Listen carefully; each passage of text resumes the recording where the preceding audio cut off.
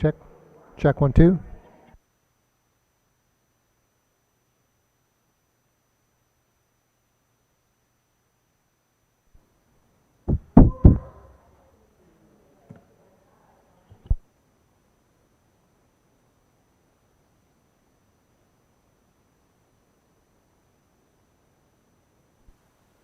Check 3.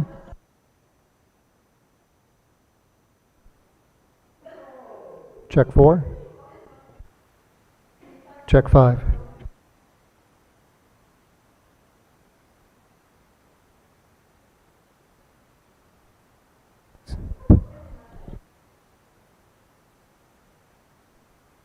Check 7.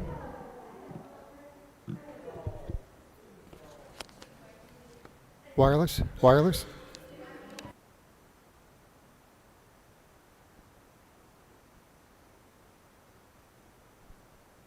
Check 8.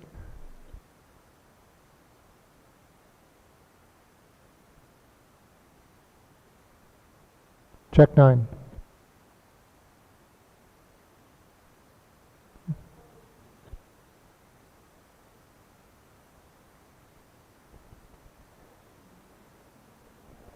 Check 11. 12.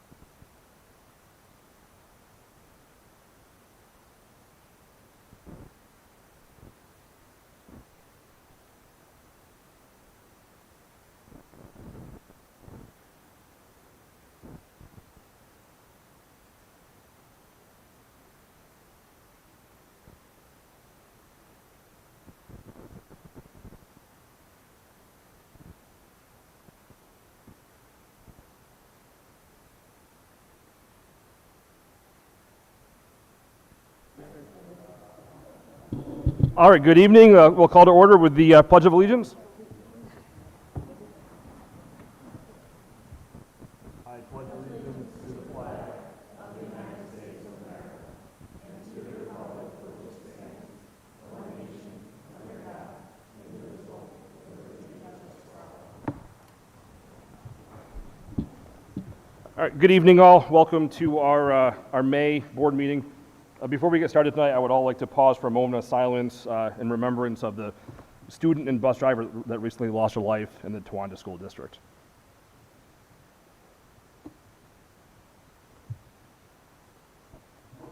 Thank you.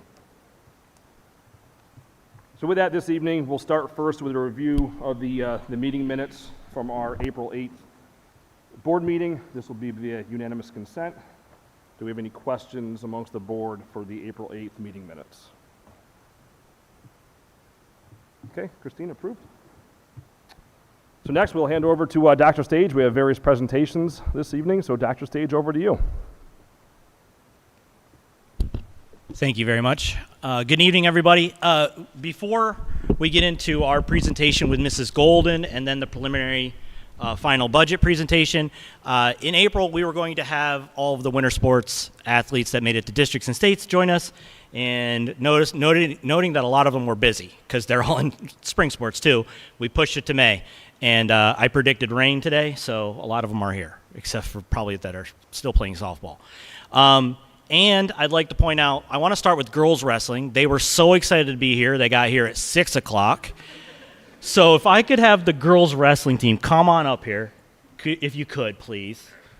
Don't rush. They're faster on the mat, I promise. I watched them myself.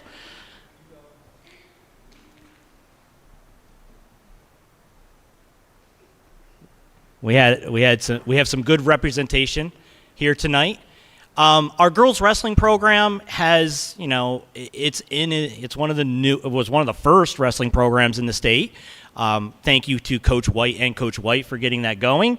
And we have seen lots of success. I think this year at districts, they were the second place team at districts.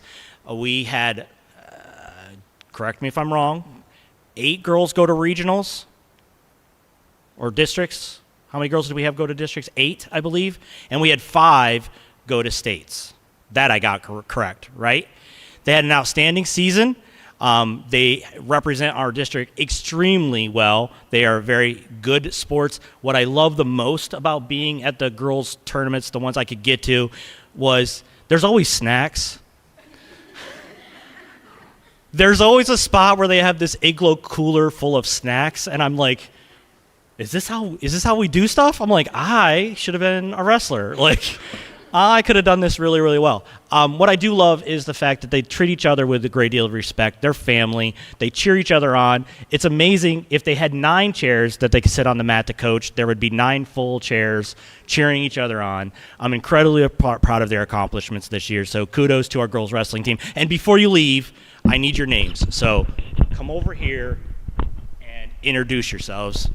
Oh, shoot. Clint, you're killing me. I know. It's my fault. Don't worry, I got this. Here we go. Take it. Kaylin Keltz. There you go. Joyce Klink. Joyce Klink. Hannah Rathbun. Emma Renninger. Alyssa Reinbold. And there's lots of others that aren't here tonight. And thank you to Coach White and Coach White for doing a great job with the girls wrestling team this year. So kudos to them. Can we give them a round of applause? Yeah.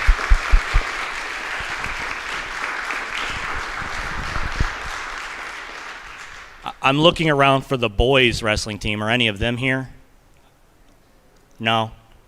Well, I will speak to them anyway. They took second in district duels this year. They placed very well in districts and regionals. We did not have the fortunate luck to send any of them off to states this year. However, they did wrestle in a very, very tough AAA bracket. Eye-opening experience for me, going to regionals at Liberty Bethlehem High School. That is gigantic. And every kid that walked by, I'm like, how is he not a heavyweight? Like, I thought it was like a heavyweight tournament only, but I would say we held ourselves very, very high. We should be very proud of our accomplishments. And actually, we did pretty well, and we almost had one go on to the state tournament coming down to the last match. So kudos to Sean Bradley and all of the wrestling coaches on a really fine season. Really fine season. Thank you very much.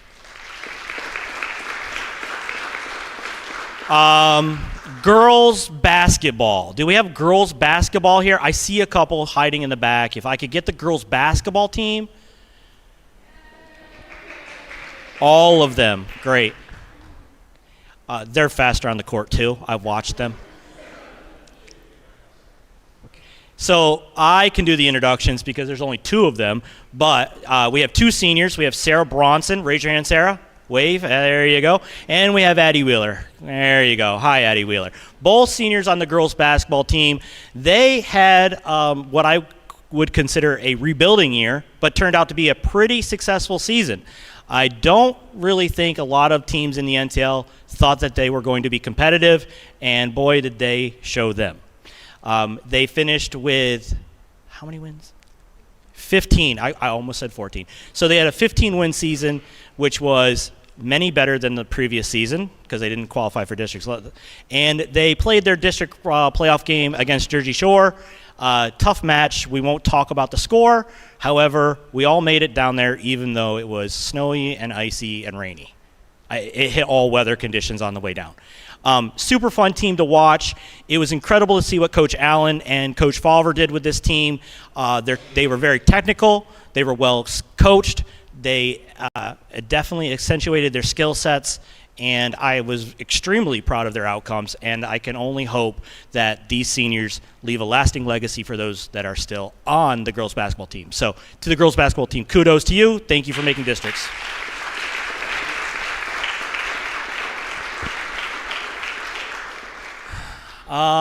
Let's go with girls swimming. Do we have any girls swimmers? There they are. Oh boy, I see one already. Or two. Did you guys cancel track practice for tonight? Nope, they all made track practice. So I know a lot of these faces.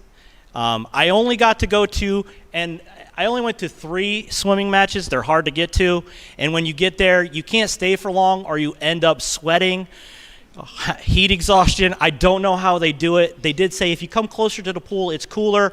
That is true. I got at districts, I was down sitting in a bench and I was like, wow, this isn't 100,000 degrees. I don't know. Now I know how they do it. Very successful season. We have some records broken. Raise your hand if you broke a record. There we go. They got their cool names on the wall. Congratulations. And because there's more than 2, I'm going to let them introduce themselves. Caitlin, you go first. Caitlin Leonard. Go ahead. Keep passing it. Kayla Marshall. Brooke Lyon. I'm Elizabeth Denlinger. I'm Madeline Henderson. Evie Panic. Fantastic girls swimming team. Had a really nice season. Expecting more for them next year.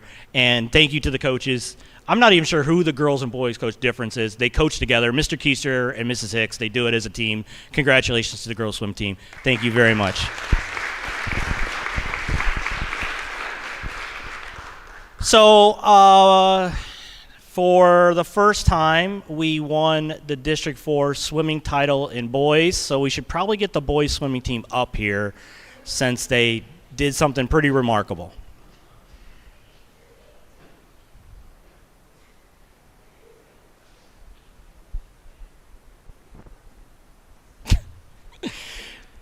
I did not say you had to come in costume, but thank you, Ethan, for winning. Oh, thank you very much. Everybody wore their goggles. Excellent. Where's the rest of you guys? Let's be a team. So we're looking at how many record holders. Raise your hand if you broke a record. Oh, yeah. Yeah, some record holders. Incredible. I don't understand how you're faster in the water than on land, Ethan. And I witnessed it because I watched the NTL track meet, too. I'm just kidding. Ronell is fast on land. I saw him win the hurdles in the track meet, so good job. No, just an absolutely incredible boys swimming team.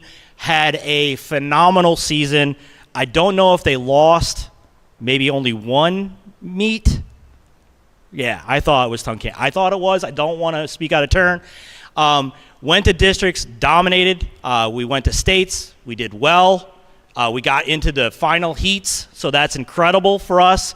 And how many seniors do we have? Any seniors? A couple seniors. So, hey, I'm expecting another district title next year.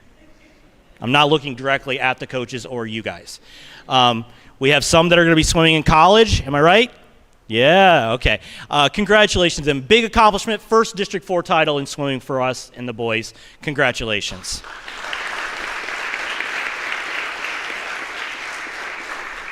Oh, introduce yourselves, please. And I won't say your name, Ethan. I'm Ethan Hicks. Josh Leonard. Eli Hicks. Dominic Music. I'm Austin Quattrini. Ronell Uncombe. Matthew Rossetti. Thank you guys very much.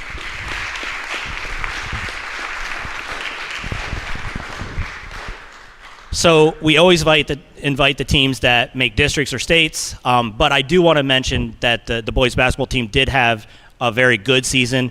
They started off pretty slow. They won 8 in a row at one point in time and almost qualified for district play. They were the 7th seed, and in the brackets that we were in, they only take the top 6 teams. So unfortunate, but I did want to at least give them a shout out. Okay, so winter sports athletes, you don't have to stick around. You can, but this is a great time if you want to get up and go that way. What's that? Oh, and yeah, we still have powerlifting here. So if you guys want to wait for powerlifting, Mrs. Golden, where's Mrs. Golden at? Come on up here. You can have the microphone now, Mrs. Golden. Your turn. Your turn.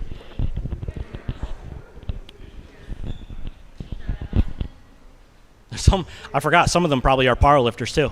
How you doing? I'm going to put this in here. Yeah.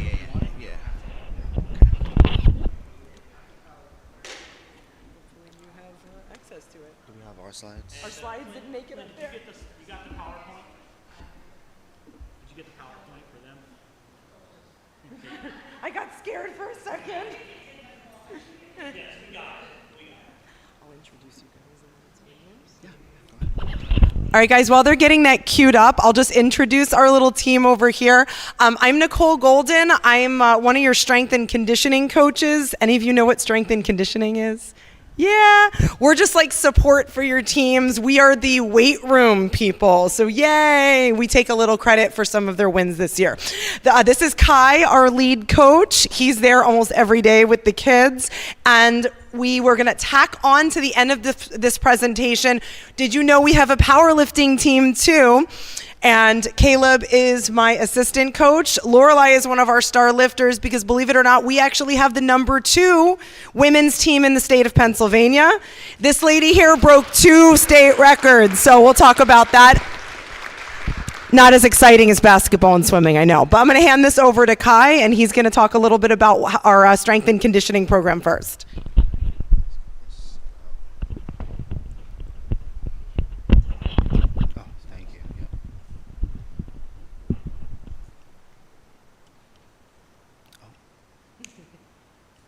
All right. Can we hear? Good? Mic's good? Awesome. All right. Let's do it. So, our program, we are there every day, Monday through Friday, from around 3:30 to 4:30. When we first started, 18 months ago, roughly? Yeah, about a year and a half. We had these little paper files that all the kids would have, and they would try to mark down their weights with pen and pencil and then erase them and mark them again and all this stuff. It was a little bit hectic. They were always losing their papers and things like that. So we got rid of that. We got the Team Builder app, which is the logo you see up there. And that way, since they're on their phones anyways, the entire time they're in the weight room, between every set, after every exercise, the phone's out.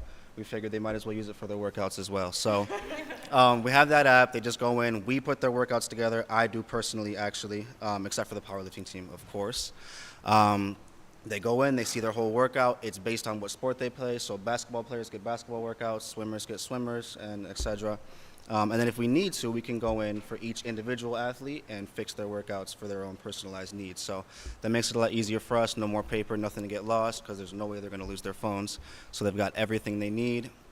And then that third slide, or that third bullet point there, it's from me. I go through any type of information I can find, NCAA strength and conditioning programs, professional strength and conditioning programs, just anything I can get to get these kids to have the absolute best workouts they can get and to make the biggest difference in their athletic performance. So our schedule, like I said, Monday through Friday, 3:30. Oh, I got to do both. Yeah, can you? Go ahead.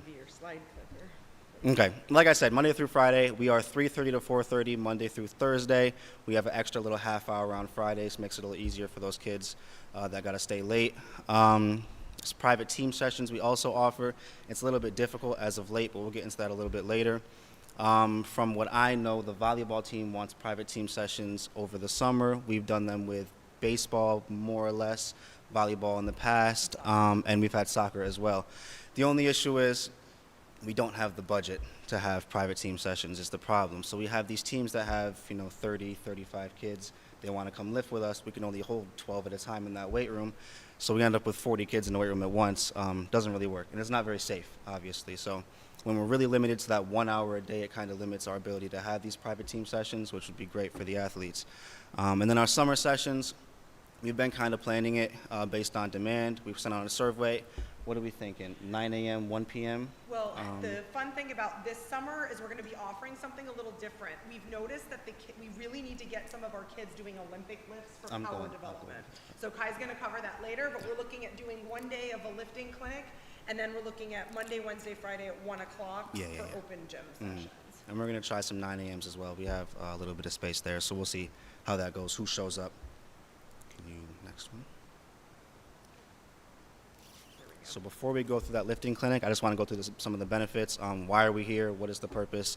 So improve athletic performance. That's the most obvious one. They come lift, they become more athletic, they perform better. And I have some examples later in the presentation that I'll talk to you about just how these kids have become so much better athletes coming to our program.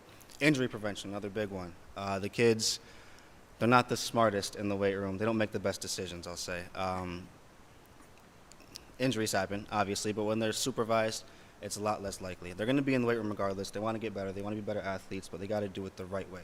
So we put together programs, we supervise them, we watch them, we make sure everything is safe.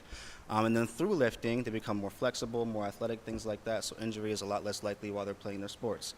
And then that third slide there, or that third piece there, confidence and self-esteem. A lot of these kids come in and they're quiet. They don't really have confidence in themselves. They start to lift, they feel better about themselves, they become better athletes, and they just feel a lot better. You can tell. They come in with a different smile, or they come in with a different attitude, and it's really cool to see over time how much better they feel about themselves. Okay, so one thing that I really take a lot of pride in is our ability to perform injury rehabilitation. Nicole's been doing this for many years, yeah, and I really do specialize in these sports-related things. So when they are hurt, it's not rare that the AD, or not the AD, athletic trainer will send them over to us in their free time and just have us put together something for them. We have our own little section in the Team Builder app for rehab, and we'll just help them. They have an ankle injury, then we'll do things that avoid the ankle, and then we'll stretch the ankle, work on flexibility, things like that. So not only are we getting them stronger, better athletes, we're kind of reducing the amount of time that they spend away from the sport with injuries. Okay, so this progress that I was telling you about, he didn't make it tonight, but Braden Pettit, he's a great swimmer and a great kid. Just some points here that the progress he's made over the past year. So he's been lifting with us since maybe 3 months into the program, so around 2023. And in 2024, his swim season, his numbers improved a lot. So in this 200 meter individual medley, he dropped his time by just over 4 seconds, which is a pretty big difference when you look at 2:04 compared to 2 minutes. Okay, and that 100-meter breaststroke, even better, he dropped his time by 5 seconds from 1:04 to 59:17. So he's just making huge progress. He's still in the weight room all the time. He's super dedicated, and you can see when he performs. And his commitment, yeah, he's just here all the time. He's constantly in the weight room, whether he's doing our workouts or he's doing something else. He's always with us, asking questions, getting better. So it's really cool to see him get better.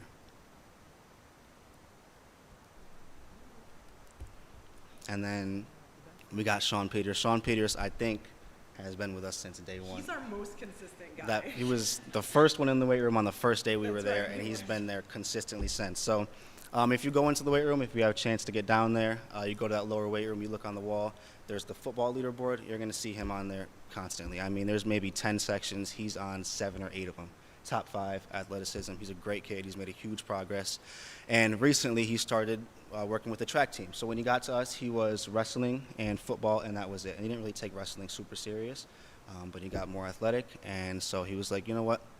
I want to get faster. I'm getting more athletic in here, but now I want to get faster. I want to get even better. So we kind of developed that drive. He joined the track team, and now he's getting more fast, more agile, all that good stuff. He's doing great. He's really performing. And then in wrestling, when he got to us, his previous season before that, he was 5-15 at the end of the season. The season after that, he was 13-12. So pretty big difference in just that 1 year. And he's actually just joined the powerlifting team, more or less. He's not really on the team, but he does plan on traveling and competing with the team. We have a plan to get football to join us to make a super team. Yeah. We'll talk about that at the end. So he's one of those that's still lifting with me, but intends on traveling with her. So that'll be cool to see. He's going to do great. His weights are, I mean, he came in, just for an example, bench pressing maybe 135, and just the other week we did it together and he was hitting 245. So, I mean, a couple years, not even, like I said, a year, a few months, yeah, and he's just made a huge difference. So, and it shows in his performance. Okay, so those summer clinics we were talking about. Over the summer, on Monday mornings, I would hope, we're going to do some clinics. I don't expect you guys to understand the exact things that we'll be doing, but we'll just be going through Olympic lifts, deadlift, power clean, snatches, just things that help develop power, make better athletes, things that you see. I mean, if you go on Instagram and look up and just look at what NFL players are doing or what professional swimmers are doing, those are the things that you're going to see them doing, is those compound lifts, the things that are complicated and not necessarily safe to just do as a beginner. So we're going to take some extended time and dedicate that to teaching these kids how to do these things and get better in those aspects of their lifting. Okay, so just to kind of summarize all of that, we've got high demand. In the year and a half, a lot of kids have signed up. We've got over 50% of the athletes. We have probably 2/3 plus. If you look at our team builder, we have about 260 athletes that have accounts that have programs with us right now. So they're not in the weight room every day, obviously, but they have programs, they have access to the workouts, and they're doing them. So that's what's important. We are consistently over capacity as of late. Before this year, we weren't using Team Builder to track our attendance. Now we are, and we can see that just in March alone, which was the first month that we tracked it, we had 19 athletes average per session. We cap it at 12. So it's a pretty big difference. 12 is kind of a stretch as it is. 19 is crowded. At some point, it begins to diminish how safe it is for the children, for the athletes, so we kind of want to extend how much time we have so we can spread it out a little bit and not have 19 kids working out at once.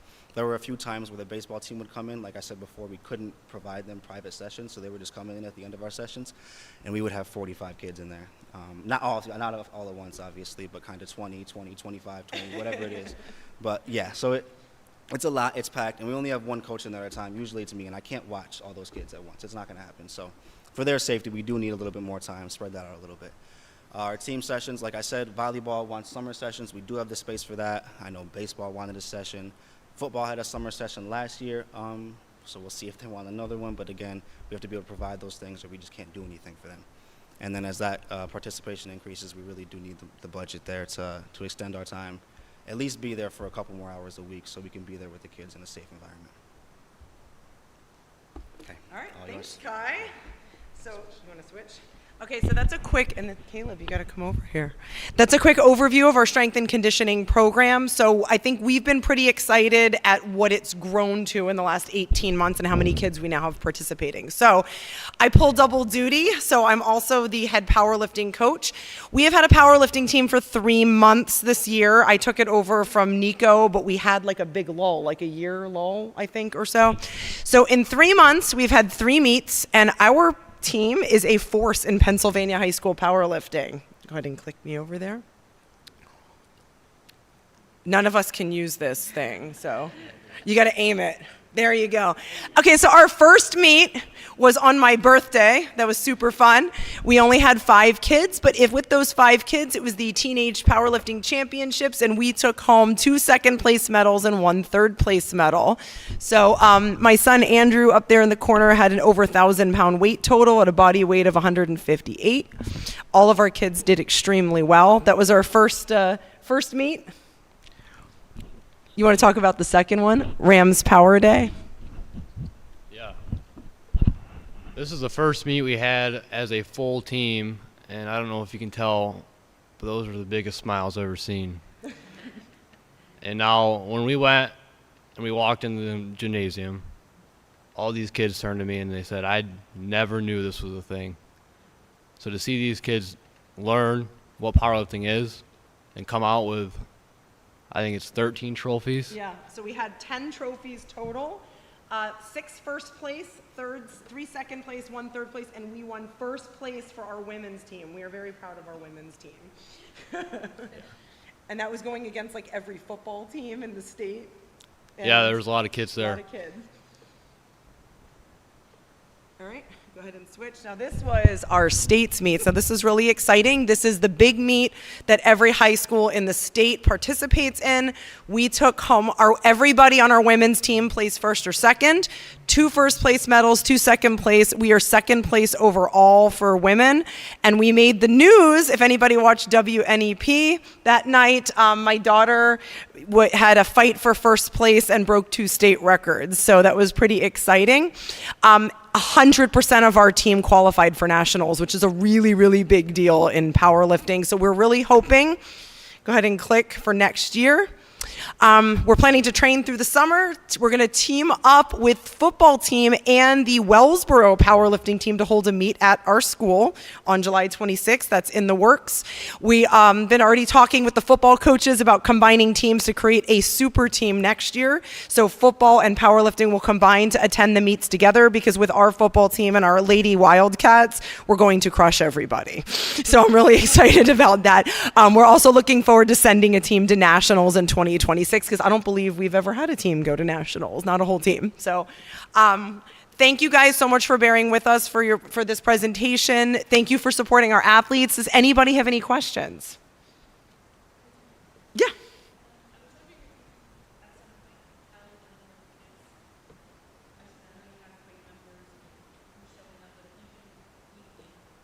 Oh yeah, absolutely. Sure. We can absolutely generate reports because we have the team builder. So you just tell us how frequently you want it and we will send it. Mm-hmm. Sure. Yep. Absolutely. Yep. So we do take attendance daily. We can generate those reports for you at any time. Sure. Anybody else? All right, guys, thank you so, so much.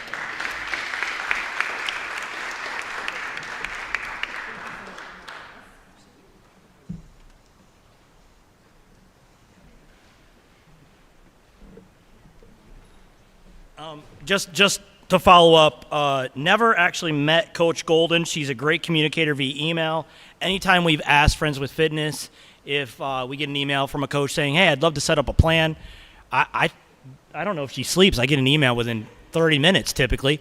Also, Kai, I never actually knew his name, but I've seen this guy all fall and winter. He's literally in there. I'm wondering if he actually lives in our weight room. Please don't. But I can attest, every time I walk through there in the fall and the winter, because I haven't been there much this spring, there's always 8 to 10 kids in there with him. So hopefully we can get some accurate attendance counts, and I think that would be great. Okay. So I'm next, Mr. Owen. Is that okay if I go? Okay. The stage is yours. Yeah. So this presentation is to discuss the proposed final budget for 2025-2026. But before I do that, I just want to give a debt of thanks to Doreen Secor. Doreen has been assisting me. She comes with 3 decades of experience as a business manager in the Towanda Area School District. She has been phenomenal in guiding and helping and educate me, put things into perspective. She's here tonight, so when I say things wrong or can't answer a question, hopefully her years of experience can help back me up some. So thank you for being here tonight. You didn't have to, but I appreciate you, so thank you. Secondly, we're going to talk about a difficult budget deficit, and those are never fun, and that's usually when people get emotional. And I've been very emotional. You know, it was 2 weeks ago Friday. We're a little late in the game, and that's simply because, you know, we've had to prioritize our needs in the business operations end and also prioritize Ms. Secor's time because she's only part-time. But from that point on, we immediately took action. This is not something that has sprung upon us. This has been building, and hopefully through my demonstration, through my presentation tonight, you can understand that while we've been able to get by, we are at the point now where we have to actually make some hard decisions, be financially and fiscally responsible, look for savings where we can, generate revenue where we can, and finally, before I dive in, since 2020, which is really where we probably could go, if we could go back and wind the clock and start over, this board has done an incredible job, and all the different variations of this board has done an incredible job using the funds that we had available to make decisions that had the least impact on our tax holders and had the greatest impact on our students. And some of those things are now coming to an end, and hopefully through this presentation I can demonstrate where that's happening. So nothing to it but to do it, so let's jump in. Because of PDE's requirements, you have to present a preliminary budget 30 days prior to adopting a final budget. So that's why we're talking tonight about the preliminary final budget. It will go on display. It'll sit in our office. Actually, it'll sit at Christine's desk, which is on top of the stairs. And that document is actually attached to the agenda tonight. For anyone who's watching online or who watches this later, it will be attached to our board agenda documents. So you'll have to go down into the agenda and pull it up. We did move our final board meeting in June to June 17th, which gives us that 30-day window, where we will adopt, or the board will have to adopt, a final budget. The budget could change between tonight and our final adoption on June 17th. It's still a work in progress. However, we are coming closer to where we are going to land. So let's get into the nuts and bolts of things. I did it and then take it back. All right, good. So pulling no punches. When we started this and when Doreen sat down with me, we started with a deficit of approximately $4.3 million. Where we are starting with a deficit greater than anticipated, but not unexpected. I think I can provide some information. I think in March, when we were at Harlan Row Middle School, I anticipated a deficit. I talked to you guys briefly about the fact that we anticipated a deficit. I don't think we anticipated something like this. However, we knew that was coming. I knew the day was coming. How did we get here? This did not happen overnight. We didn't wake up one day and go, oh, wow, the money disappeared. Hopefully through the next few minutes, I can demonstrate how we supplanted our revenues while not addressing our increases in expenditures. And we don't have any more one-time revenues to cover it. So in my reflection over the last several weeks, it kind of boiled it down to 4 key points. How did we get here? We got here through the ESSER funding cushion. We got it through prudent tax management during the challenging and unpredictable times of COVID and the COVID fallout. We had steadily increasing operational costs, and we still had dramatic growth in the cyber charter costs. So if we could go to the next page, I want to dive just a little bit more and provide a little bit deeper explanation into each of those.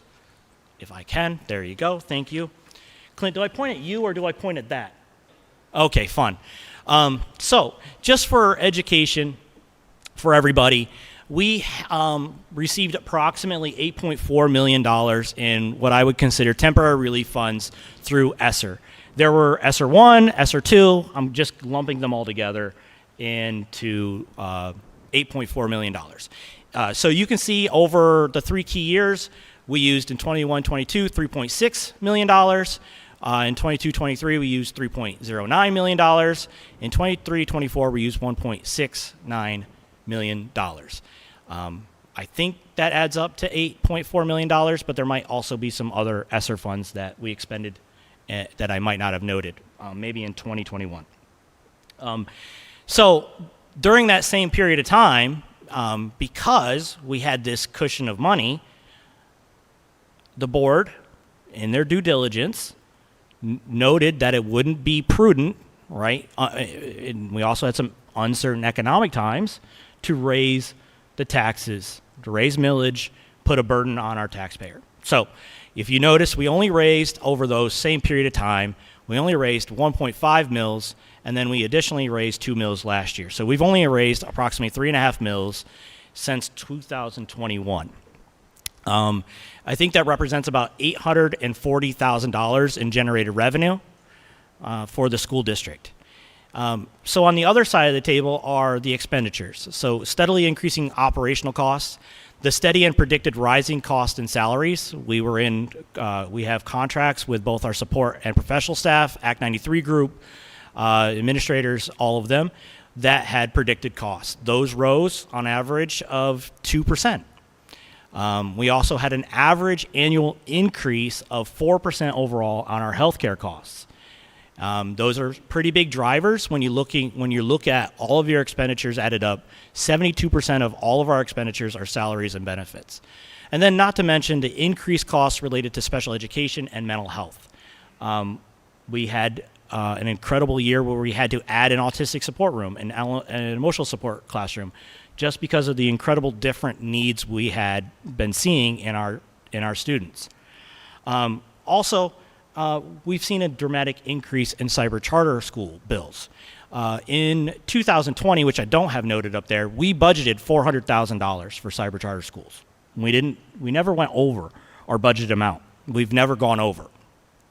In 2021, we budgeted $750,000 because we had a lot of students not return. In that year, we shut down. And then it's rose about 169% since then.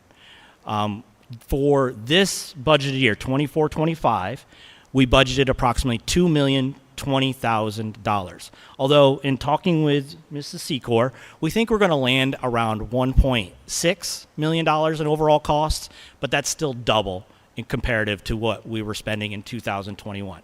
I just want to reiterate, cyber charter schools are not free, and they have a definite impact on rural schools and their budgets. But that's just one piece of the pie. So we started with a $4.3 million deficit on average. I'm averaging just because it's easier for me than doing all the numbers. Mrs. Secor, myself, the administration, anybody that wanted to pitch in, we went straight to work on trying to bring that number down as much as we can without sacrificing and hurting students. And that was kind of our frontline goal. So there are two reasons why our deficit started at $4.3 million. One, we see a decrease in our anticipated revenues from the prior budget. And I'll take a minute to explain that, but also what you'll see is that this also is going to include, now we're also talking about including raising taxes to the index. We're including a decrease in our tax base. We're seeing the smallest proposed increase in basic ed and special education funding since 2014. We eliminated the one-time medical access revenue expense. There's no more ESSER funding, and we anticipated an adequacy supplement last year in our budget that did not happen. That was about $340,000. So let me talk about the local revenues, and you'll notice that it decreases slightly. It decreases slightly because two reasons. One, our taxable base shrunk from approximately $281 million to $278 million. That $3 million loss in tax base represents about $150,000 of lost local tax revenue. Another part of that is we were collecting tuition payments from a local entity that no longer is in our district, so we had to back that out, and that was approximately $200,000 and some thousand dollars. But in that, you'll see that you don't notice that is because we've already increased our millage to the 3.14 mils, and put the number back in to see that we're still running a small variance. In state revenue, you'll notice in the budget of 24-25, it was 25.6 million, and we're pretty much more accurately around the 25 million. And this includes our anticipated basic ed revenue, our special education revenue, all of our reimbursements, and all of our subsidies.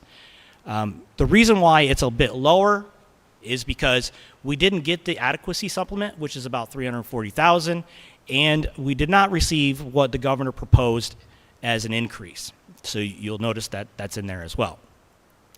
And then in the federal revenue side, you'll see that there's a $2.5 million revenue, and now we only back to about $1 million. And that is simply the one-time revenue that we took through medical access funding that we can't take. That money was a one-time take.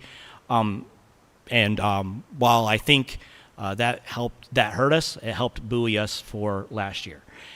With that aside, we still have a revenue shortfall of about $2.1 million, but that all does include right now our increase to our tax millage to the index, which is 5.8%, and some of our readjustment on our expenditures, or revenues, I'm sorry. I'll get to the expenditures. Oh, everybody likes a nice graph. You son of a gun. Now you're going the wrong way. Thank you. There we go. All right. So just so everybody understands where our dollars come from, about 55.75% come from state revenues, 42% comes from federal or local revenues, and the remainder, about 2.25%, comes from federal dollars.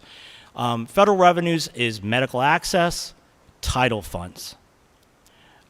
State revenues, state reimbursements, PSERS, Social Security reimbursements, transportation subsidies, Ready to Learn grants, safety grants, then our regular basic ed funding and our special education funding. We saw a very nominal increase in both our basic ed and our special ed funding, 0.65%.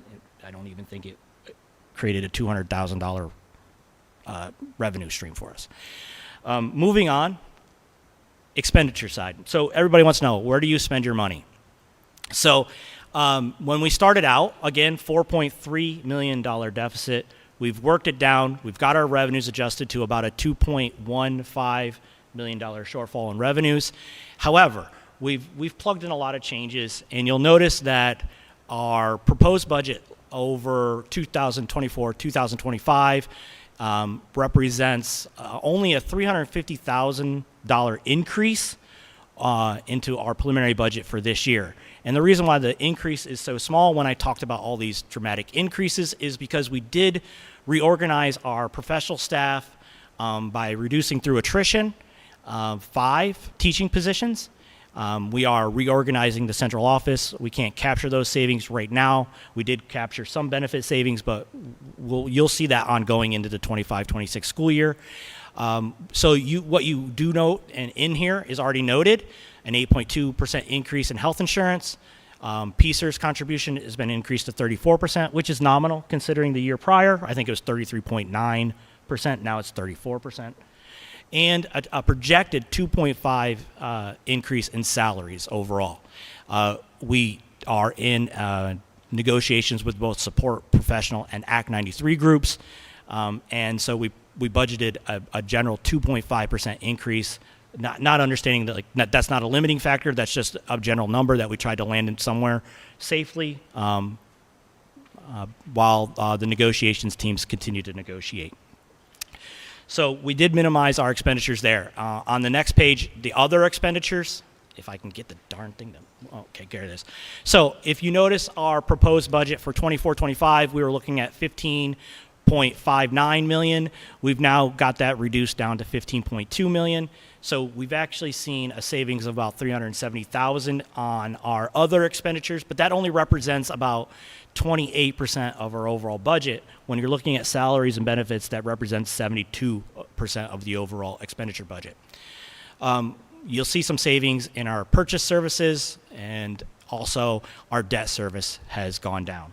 And to speak in layman's terms, our debt service is our loan payment, like a mortgage almost. So everybody likes a pie chart, so I did another pie chart. And you'll note that salaries and benefits are 72%. Our debt service is 8%. That is a fixed number. Those are fixed costs. So that represents 80% of our overall expenditure budget. And we reduced our other purchases and our supplies by 2% each.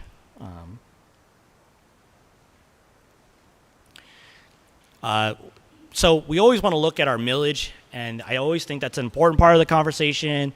And so just to give ourselves a history lesson on our tax history, you'll note that there are 5 years since 2014 and 15 that we did not raise taxes at all.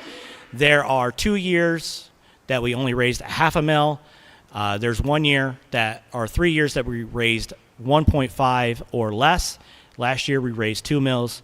This year it is anticipated to go to the index, which represents 3.14 mils overall.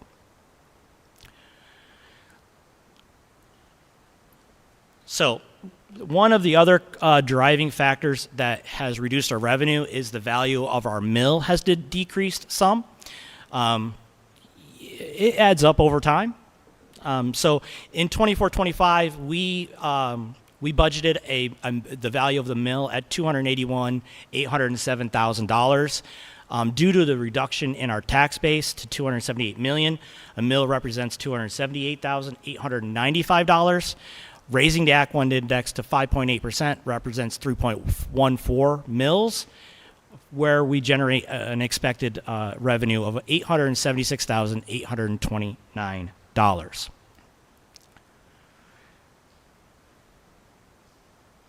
Just be patient. Talk nice to it, please. Use the other hand. There it is. That was it. I had to go to the right hand. So one thing that I think Mr. Frisbee has asked us for in the past, and we like to represent, is how does this tax increase affect the homeowner? Yes, it does have an impact. No, I'm not excited about that. So we chose 4 properties. These are the same 4 properties from last year. So if you have the budget presentation from last year, these are the same 4 properties. They have these assessed values, and you can see how they increase. This is what their yearly tax payment will increase based upon those assessed values. Oh, worked right away. So when you look at the revenues that we are now projecting for 25-26, when you are now looking at the expenditures that we are projecting for 25-26, you'll now see a new budget shortfall of $2.755 million. So we have brought that number down significantly. It's still a budget deficit, but we have done, I think, a lot of work in bringing it down to what I still feel is an uncomfortable number, but one that we can address. This is my final slide, and I'll hopefully be able to address some questions when I'm done. So just as a key takeaways, because I always like to have a quick summary. Our initial budget deficit was $4.3 million. We reduced we had a reduction in our projected and real revenues. We have a lower tax base. We saw an 8.2% increase in healthcare, an 8% increase in our utilities, and there's a 2.5% projected increase in our salaries. And that's some of the things that are driving that initial deficit. After adjustments, we adjusted it down to $2.755 million. We reorganized staff through attrition.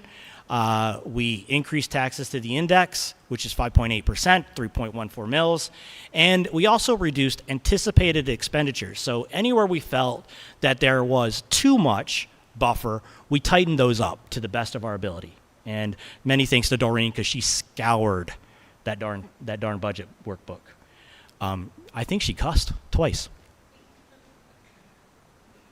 So we are still being faced with a $2.75 million budget deficit. And our solution, although temporary, is to utilize an assigned fund balance. That's exactly what they're there for moments like these. We would divide that equally out of our PCERS and our healthcare fund balance.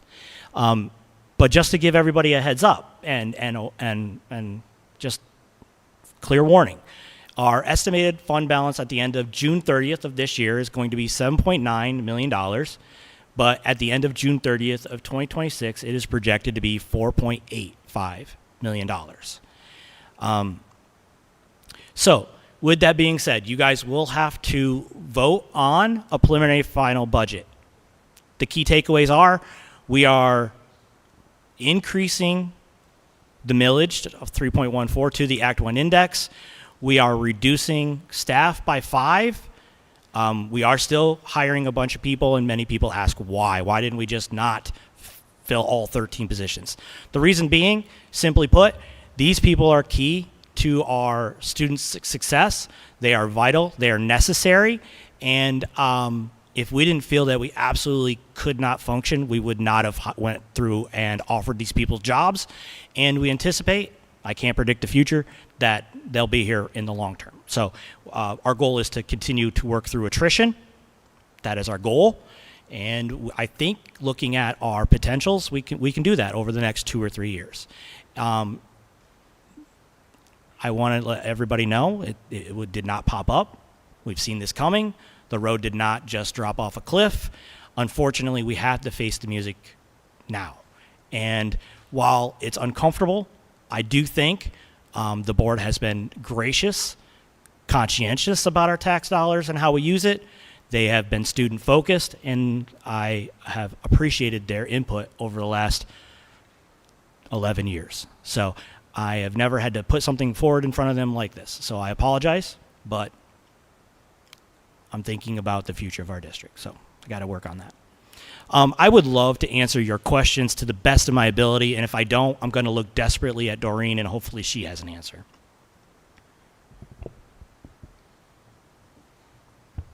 I have a question.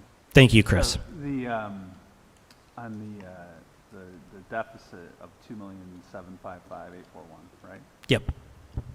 You balance that with the general fund balance, is that right? Yeah, so there's an assigned fund balance. So some of your money, even though it says we have $7.9 million, that's not all just unassigned fund money. Some of that we put into assigned categories that can only be used for certain things. So those funds, they're each about, I would say there's about $2 million in each. Desperately looking at Doreen. But yes, that's the plan. And is that, I mean, because of certain assignments, is that why like the math doesn't exactly equal out? If you show you're estimated of 7.9, and then if you subtracted it 2.7, that would be 5.2. But correct. And there's also some little like reserves, like we have our stadium preservation fund that we couldn't use for anything but for that, sure. Things like that. So that, yes, it won't tie out explicitly. Just if somebody looked at that and Yeah, thank you for that. They might have questions. The math ain't mathing. I got you. Yeah, there's a reason for that. I have a question for Mrs. Secor. With your background and your history, what is a good, healthy general fund balance that that school districts around here usually have? I don't know if there's a set number. There is a maximum that you're allowed to have in your unassigned, but not necessarily the maximum. I would say every school district is different. Taking it lower than what we're going to go to is a delicate step, because I don't think you want to go much below the 4.5 million. Okay, thank you. I have a question. Yeah. Is there a state mandate for how low, depending on the amount of budget for the district, that you're allowed to have, to not go any lower than that in the unassigned? No, it's the other. No, it's the other way around. You have to go the unassigned has to be under a certain. Right. Yeah. So we'll have a general fund balance pretty much at where we should be next year, and if we go deeper, like what I'm saying is, we go much deeper into our fund balance, then we'll probably be in what I would call a risk zone. Dr. Stage, good question here. I know obviously we got to talk about the tax increase, right? One Yes, way to sir. generate revenue. Any other non-traditional options maybe we can assess to increase revenue? Have we thought about that? Like I'm thinking of like grants. There's serious thought to like bingo on Sundays. Yeah, like that idea. Do it like I'm that. just kidding. Like raffle. So that's a great question, Mr. Owen. This is the reality of public schools. Our revenues are our ability to generate revenue is extremely limited. So you guys voted in the fall not to go above the Act 1 index. Other than going above the Act 1 index, generating revenue for us is very difficult. And just for everybody who's listening or watching or wondering about the Act 1 index, the PDE sets how much we can raise taxes each year, and that's through the Act 1 index. The second part of that is you have to, once you decide that you want to go above the Act 1 index, there's a lot of different protocols that you have to go through to demonstrate that you need to raise taxes greater than what the Department of Education says you can. And part of that is you have to present a preliminary final budget in January, and then you have to demonstrate a need to the state. So there's that. And that, honestly, there's nothing that we won't look at for next year. And just to follow on to that, any updates on the state situation with Cyber Charter School? It's been highly discussed recently in both the House of Representatives and the state legislatures. So that is a big driver. I mean, if we could bring our Cyber Charter School bills down to a modest level, if we could bring it back down to the $500,000 range, I'm not saying that's going to balance our budget, but it definitely allows us and our local taxpayers some breathing room when we come to these deficits. We did see a significant increase in our healthcare increase this year, and utilities. Those are two big increases that happened because of inflation and utilization. Thank you.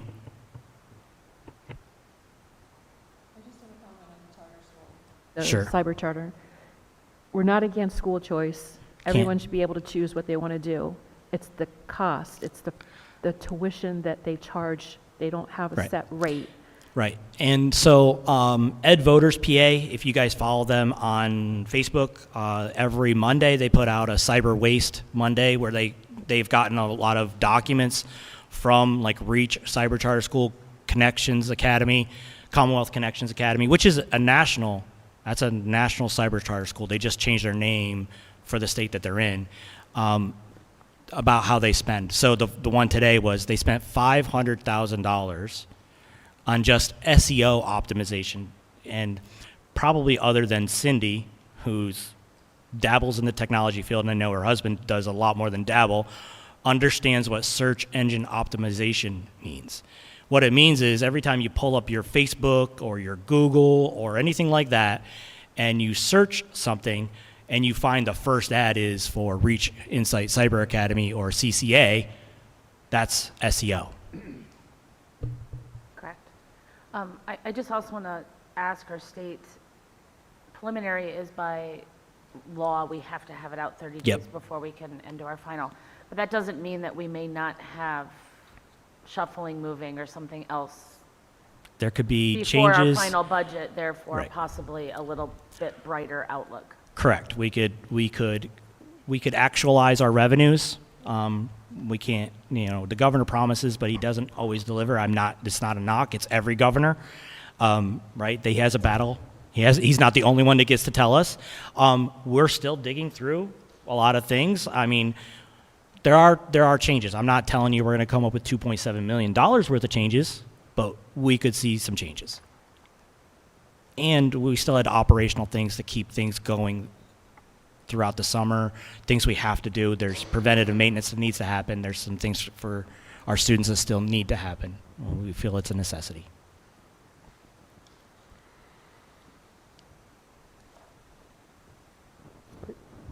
Thank you, Dr. Stage. All right, great. Thank you. This was my first time, and if you could just give me a rating on Yelp, that would be great. Thank you. All right, well, next, before we move on to section 4, I do want to just note that we did have a brief exec session before the meeting tonight for personnel. No action was taken. So next we'll move on to committee reports. We actually did not have any committees tonight, so I do not believe we have any committee reports. Anyone correct me otherwise? Yeah, that's later on the agenda. Yep. Yep, it's section 8. Okay, so then we will then move on to the superintendent's items of reports. So Dr. Stage, do you have anything additional you wanted to share with us this evening? I'm not trying to take everybody's time tonight, but I do have a couple more things.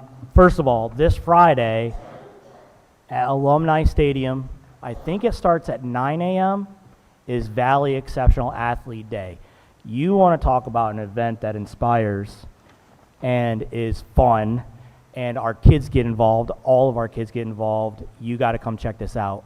We had to step away from Special Olympics 4 or 5 years ago, and we have people like Kirsten DeLosa who said, hey, can I continue to do this?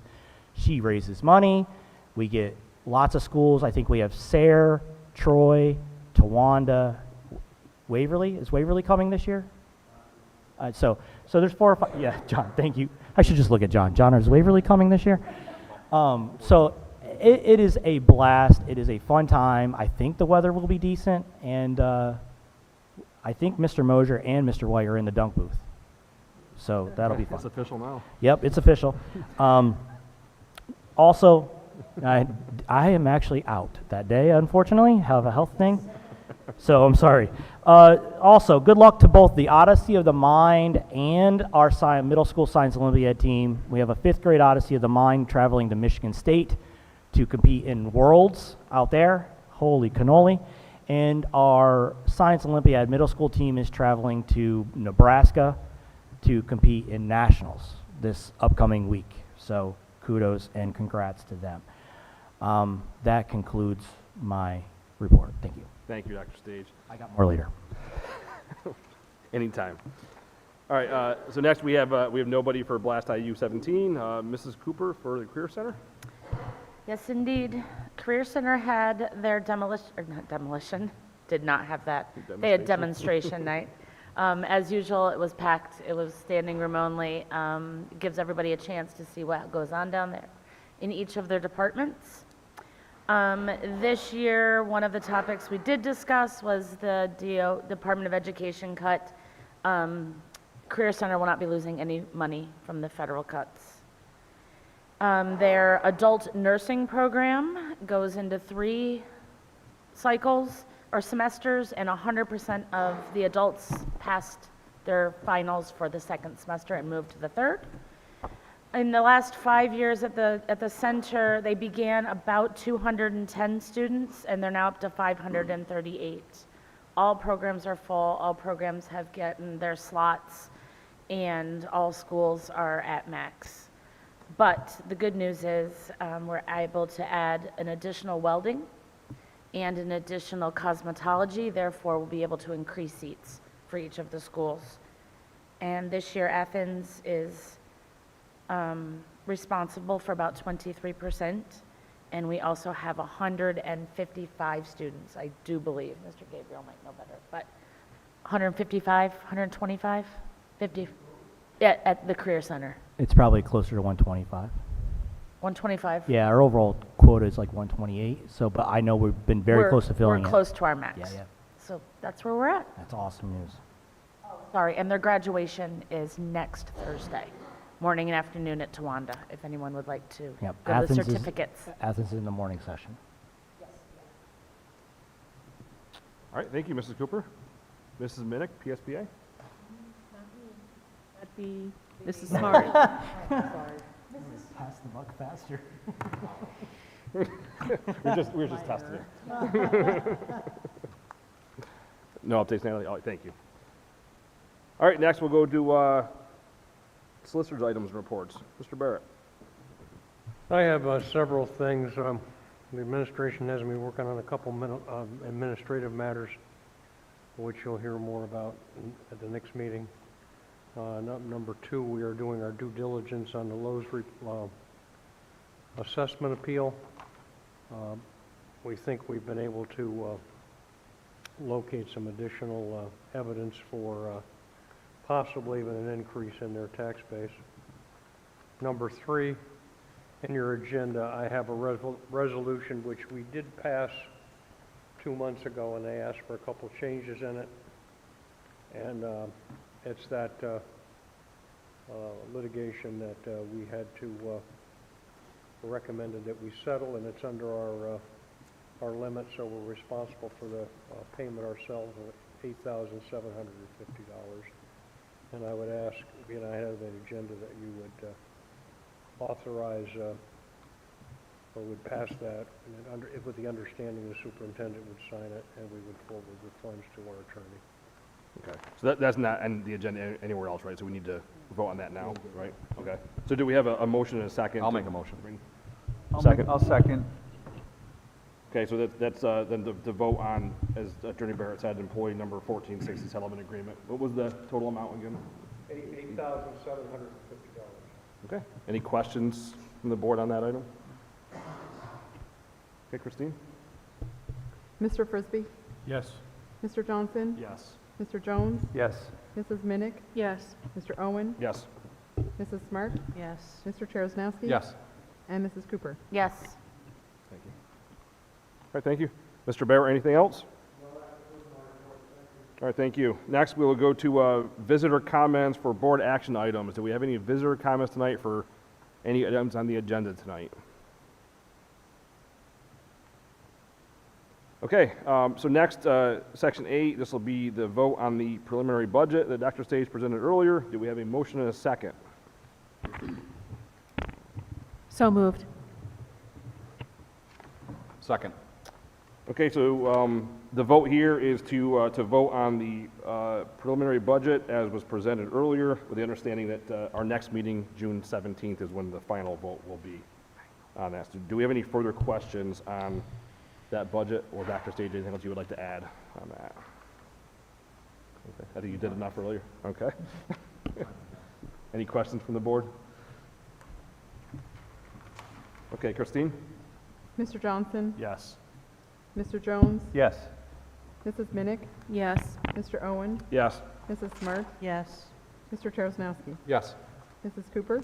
Yes. And Mr. Frisbee? Yes. Okay, next is to elect a treasurer. Do we have a motion and a second? So moved. Second. All right. So next, take nominations for a treasurer. Again, this is a one-year term that we vote on every May. Does anyone like to make a nomination for a treasurer? I'll make a motion to keep it the same as we have it now. Mrs. Smart. All right, Mr. Smart, do we have a second for Mrs. Smart? Second. Okay. Anyone else? Okay. That was Christine, quick. can we take a vote on Mrs. Smart continuing as our treasurer? Mr. Jones? Yes. Mrs. Minnick? Yes. Mr. Owen? Yes. Mrs. Smart? Yes. Mr. Charles-Nowski? Yes. Mrs. Cooper? Yes. Mr. Frisbee? Yes. And Mr. Johnson? Yes. Okay, thank you, Natalie. All right, next, Section 10, financial business. Do we have a motion and a second? So moved. Second. Okay, a lot of items in this section tonight. A through H are our typical items on a monthly basis. In addition, we also have our nutrition group budget for the next school year. Christine Middlecamp as a school board secretary for the, is that a 4-year term, or that's a 4-year? Okay. And then we also have the typical things we do in May to authorize the secretary, treasurer, and president to sign the checks, redesignating CNN Bank for our general fund, so on, for different accounts, the renewal of our bonds for both our secretary and treasurer, and also the typical request to pay routine bills through June, July, and August, just due to the difference in our timing of our meetings throughout those months. Dr. Sage, anything you'd like to add on any of those items? Okay. Any questions from the board?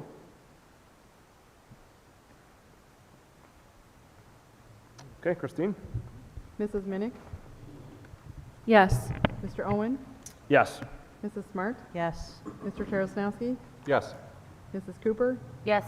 Mr. Frisbee? Yes. Mr. Johnson? Yes. And Mr. Jones? Yes. Okay, next we're to personnel. Do we have a motion and a second for personnel? So moved. Second. Okay, so we have our personnel list with a couple support resignations, some support contracts, several professional contracts, of which I believe we have several here with us this evening, a couple student employment resignations, and several athletic contracts and volunteers. We also have our school psychologist, behavioral intervention specialist memo, request to hire some summer interns for buildings and grounds, as well as a supervisor for building and grounds interns. Dr. Sage, anything you'd like to add in any of the personnel items? Not at this moment, but maybe after the vote. Okay. Okay, any questions from the board? I have a question about the summer student employment. Do we have an estimated how many hours that's going to be, or just thinking about like what the total cost will be? Yeah, so typically they work about, they do work the 32 hours a week at $12.60. For the whole summer, or? No, they typically start mid-June and end in the last week of July, maybe the first week in August. And if you guys, indulge me, I can get you some accurate figures on that tomorrow or the next day. Okay, thank you. Yeah, I think it's been budgeted for, but I can do that. Yeah, no, absolutely. No, it's just helpful. It wasn't really clear, 100%. Yep. Yeah, how long that was for. Yep. No, it's been it's extremely helpful in the summertime, but knowing the numbers would be important, so I can gladly do that. How many are we looking to hire? So we typically look to hire 4 summer custodians, 1 per building, and then 1 for 4 students to do painting. So we went out and got 3 competitive bids for painting. I think it came back at a absolutely crushing number. So we did, I think we're going to be like a 10th of the cost in terms of going out and getting a contractor to do it. And so I can give you guys some numbers on that too. I apologize, I should have done that. Perfect sense. So we're looking for 4 of those as well. So 8 total? Yeah. 4 typical, So 4 normal, and plus it'll be 4. right around 30,000 compared to the 100,000. Yeah, it was easily $100,000, so. Any other questions on personnel items? Okay, Christine? Mr. Owen? Yes. Mrs. Smart? Yes. Mr. Tarasnowski? Yes. Mrs. Cooper? Yes. Mr. Frisbee? Yes. Mr. Johnson? Yes. Mr. Jones? Yes. And Mrs. Minnick? Yes. Before we move on to the next item, number 12, I'd like to take a moment. We have a significant number of our new hires with us tonight, so I want to start with those that I'm going to ask you to stand by how I see you. Brittany Myers, I see. Brittany is going to be an elementary school counselor. She currently already is, so we're very happy to have her back. So, and she's actually on 2 legs, so we're pretty excited about that too, so thank you, and welcome, Brittany. Becky Ike, I see Becky is here. Becky is in our autistic support room. She currently already is, and we rehired her because it was a much needed added position that we're going to have to continue to have. Thank you, Becky. Well, thank you to come back and welcome aboard. I see Megan Collins. Megan is a recent graduate, a Wildcat alum, just graduated Saturday from Misericordia, and I think she will be an elementary teacher out at SRU Elementary. Thank you, and congratulations, Megan. Yep, I see Olivia Nittinger. Hi, Olivia, how are you? Olivia is going to be learning support at Rowe. She's got a lot of energy, and you're going to need it, bro. I'm just kidding. Have fun. No, congratulations. So I see Sage Saperco. Sage, how are you? Good. Sage is in emotional support at SRU Elementary. We're very excited. Mr. Otis said some really nice things about Sage. And along with stealing from Mr. Otis, we also have Mr. Mark Wright. Mark is going to be the health and physical education teacher at Harlan Rowe Middle School, and he comes from Wyalusing. Sage is actually a Wyalusing grad. Mark is an Athens grad. We won't hold anything against anyone who lived in Wyalusing. No, it's glad to see Mark back. And I see Aaron Lane. He tucked over on the other side. Aaron, welcome back, Aaron. Aaron is also an Athens grad, Elmira College graduate. I think did you graduate this weekend or next weekend? Next weekend. So he graduates. He's going to be teaching science at Harlan Rowe Middle School. And I'm gonna make a quick comment. I think Mary Ellen had to sit through 73 interviews. Not that she's counting or anything. Between first round and second round. What I would like to say is a sincere thank you. Welcome to being a Wildcat. You have inspired us. You are all coming with a wealth of experience and energy, and it's a fantastic combination. And I cannot tell you how excited our conversations have been about the group of people that we've hired this year. We're incredibly blessed to have you join our Wildcat family, and welcome aboard. Let's give them a nice round of applause.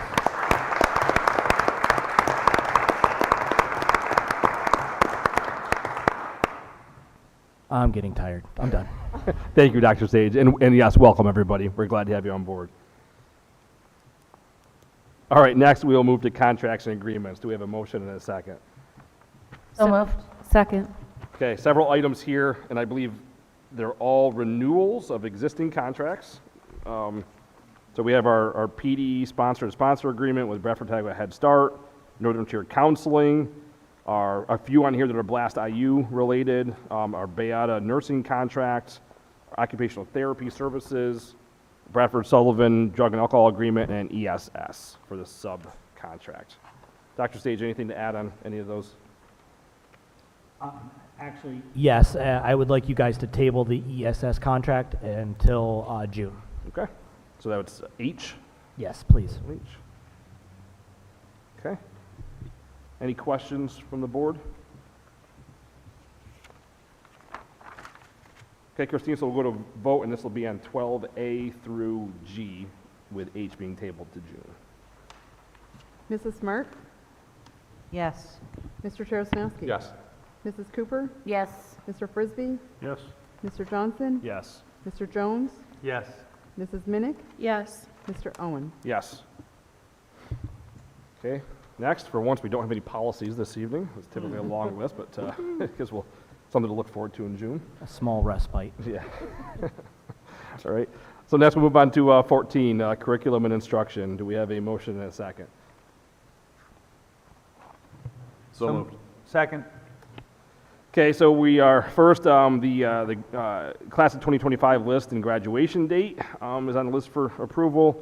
Then we have the High School Agricultural Occupational Advisory Committee approval of the agenda. Then we have our handbooks, right, for elementary and secondary school. Then we have 3 different overnight trip requests. And everyone should have the details in front of you. Dr. Sage, anything to add on any of those items? Just want to point out that the secondary handbook it's aligned between the middle school and the high school now. There are just some minor adjustments to the language. We had to kind of talk over Title IX stuff because there was a rollback on Title IX. Also, the OAC minutes, just part of our monitoring, they need to be board approved each year, and that's why you see them today. And everything else is pretty standard. Okay. Any questions from the board? All right, Christine? Mr. Cherosnowski? Yes. Mrs. Cooper? Yes. Mr. Frisbee? Yes. Mr. Johnson? Yes. Mr. Jones? Yes. Mrs. Minnick? Yes. Mr. Owen? Yes. And Mrs. Smart? Yes. Okay, next, do we have a motion and a second for transportation? So moved. Second. Okay, we just have one item, and it's one driver on the updated driver's list. Any discussion from the board? Okay, Christine? Mrs. Cooper? Yes. Mr. Frisbee? Yes. Mr. Johnson? Yes. Mr. Jones? Yes. Mrs. Minnick? Yes. Mr. Owen? Yes. Mrs. Smart? Yes. And Mr. Cherosnowski? Yes. Okay, we're almost getting there. Next, buildings and grounds. Do we have a motion and a second for buildings and grounds? So moved. Second. Okay, also just one item here, and this is a request to sell one of our existing trucks, a 2005 GMC box truck. And I assume this will be sort of our typical way of how we've done this in the past, via auction. So you guys always have to approve whenever we dispose of items like vehicles and unnecessary items. And the box truck needs to go. Is there going to be a plan to buy a new one, or we already have vehicles, we right? already So bought we have one. what we need Yep, to buy. we bought a new one this year. Yep. Yep. Okay, any additional questions from the board? Okay, Christine? Mr. Frisbee? Yes. Mr. Johnson? Yes. Mr. Jones? Yes. Mrs. Minnick? Yes. Mr. Owen? Yes. Mrs. Smart? Yes. Mr. Tarasnowski? Yes. And Mrs. Cooper? Yes. Okay, we have nothing in section 17 tonight, so we'll move on to visitor comments. Do we have any other visitor comments this evening? Okay, next section, as typical, board communication items that do not require vote, so they're there for our reference later. Lastly, board discussion items. Do we have anything to add for board discussion items tonight? I would just like to offer a thank you to Leanne and the nutrition group for our water and our treats. You're so good to us, and we appreciate it very That was much. really good. Looking Thank forward you. to it. Yeah, it's a brownie. That's it. I'm gonna eat yours too. You should. Okay. Yeah, I told Craig I'm gonna eat his brownie. Yeah, I'll take it. No. Any additional discussion items from the board? All right, so our next meeting will be June 17th, which is a week later than normal to give us a 30-day period for the budget review. That will be back here in the admin office, 7 o'clock, with committees at 6:15. We do not have a need for an executive session afterwards, right, since we did one before, so we're good there. So do we have a motion and a second to adjourn? So moved. Second. Meeting adjourned. Thank you all. Have a great evening. I have a bunch I figured as such. signatures from,